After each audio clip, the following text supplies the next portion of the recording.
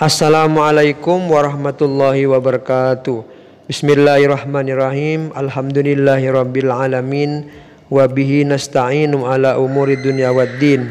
Wassalatu wassalamu ala asyrafil anbiya'i wal mursalin sayyidina wa maulana Muhammadi wa ala alihi wa sahbihi ajmain, amma ba'du.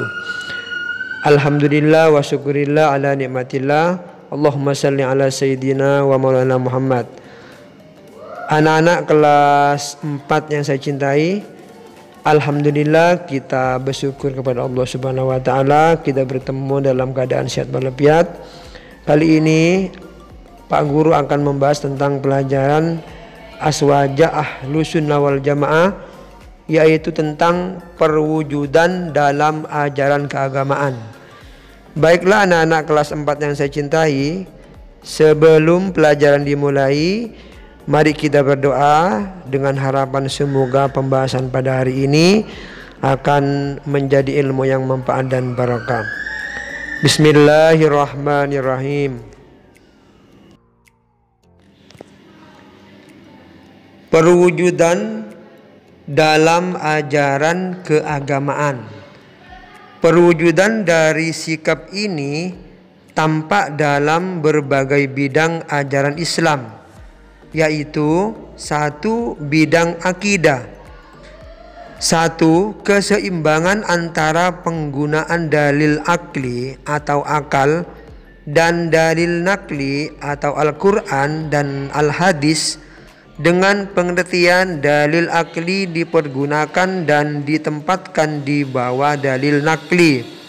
2. Berusaha sekuat tenaga memurnikan akidah dari segala unsur dari luar Islam. 3. Tidak tergesa-gesa menetapkan musyrik atau kufur dan sebagainya kepada mereka yang karena satu dan lain hal belum dapat memurnikan akidahnya. 2. Bidang syariah. 1. Selalu berpegang teguh pada Al-Quran dan As-Sunnah dengan menggunakan metode yang dapat dipertanggungjawabkan dan melalui jalur-jalur yang wajar. 2. Pada masalah yang sudah ada dalil nas Al-Quran atau hadis yang jelas dan pasti, tidak boleh dilakukan pendekatan rasional atau dalil akli. 3. Pada masalah yang tidak tegas dan tidak pasti atau dhanni atau dugaan, dapat ditoleransi dengan adanya perbedaan pendapat selama tidak bertentangan dengan prinsip agama. 3. Di bidang tasawuf. 1. Menganjurkan usaha memperdalam penghayatan ajaran Islam dengan riyadah atau latihan dan mujahadah sungguh-sungguh menurut cara yang tidak bertentangan dengan prinsip hukum dan ajaran Islam. 2. Mencegah sikap berlebihan yang dapat menjerumuskan orang kepada penyelewengan akidah dan syariah. 3. Berpedoman bahwa akhlak yang luhur selalu berada di antara dua ujung sikap, misalnya syaja'ah atau berani di antara jub atau penakut, dan tahawur sembrono, tawadu di antara takabur sombong, dan tadallul rendah diri, jud dermawan di antara bahil atau buhil dan israf boros dan lain-lain. Nomor 4. Bidang muamalah. 1. Mengakui watak dan tabiat manusia yang selalu senang berkelompok berdasarkan atas unsur pengikatnya masing-masing. 2. Pergaulan antara golongan harus diusahakan berdasarkan saling mengerti dan saling menghormati. 3. Permusuhan terhadap suatu kelompok hanya boleh dilakukan terhadap golongan yang nyata memusuhi agama Islam dan umat Islam. 5. Bidang kebudayaan. 1. Kebudayaan termasuk adat istiadat, tata busana, kesenian dan sebagainya harus ditempatkan pada kedudukan yang wajar dan harus dinilai dan diukur dengan norma-norma hukum dan ajaran agama. 2. Kebudayaan yang sesuai dengan ajaran Islam dapat diterima dan dikembangkan, sedangkan yang bertentangan dengan Islam harus ditinggalkan. 3.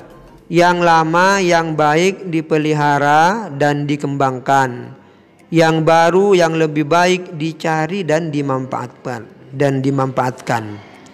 4. Tidak selalu menerima yang lama dan menolak yang baru, atau sebaliknya selalu menerima yang baru dan menolak yang lama. Demikian beberapa contoh penerapan dan perwujudan dari karakteristik at-tasawuf dan i'tidal yang menjadi salah satu karakteristik Ahlus Sunnah wal Jamaah yang dianut oleh Nahdlatul Ulama.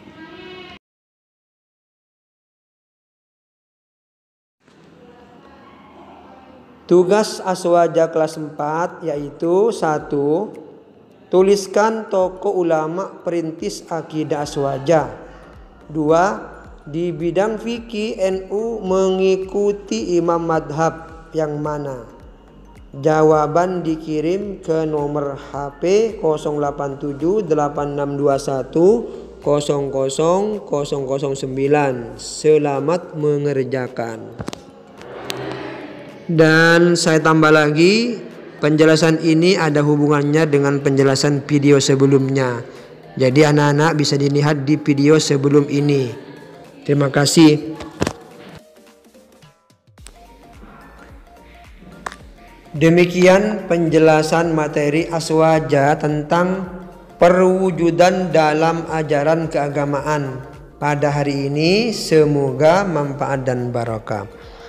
Akhir kata Pak Guru berpesan sama anak-anak kelas 4 yang saya cintai, jagalah kesehatan dan apabila kalian mau keluar rumah maka selalu memakai masker, hindari kerumunan dan jaga jarak, dan selalu mencuci tangan. Akhirnya Pak Guru ucapkan wallahul muwaffiq ila aqwamit thoriq. Wassalamualaikum warahmatullahi wabarakatuh.